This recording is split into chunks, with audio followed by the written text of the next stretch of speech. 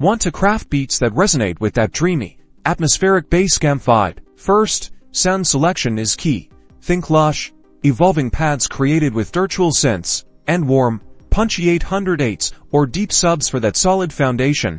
Find your main melody sound, and create a catchy melody with a simple rhythm. Now, let's lay down a simple but effective drum pattern. A kick on beats 1 and 5, a snare on beat 3, and hi-hats for rhythm. Then carve out space for each element using EQ, gently boosting the highs on your hats and dipping the mids on your 808. Add some bounce with Sidechain compression, ducking the pad slightly under the kick, and bait your sounds in a subtle, ethereal reverb to create that signature spaciousness.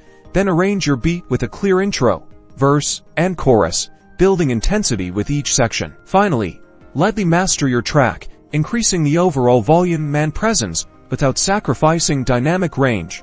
And that's how you make a Basecamp type beat. Now, go experiment, create, and don't forget to subscribe for more production tips and tricks.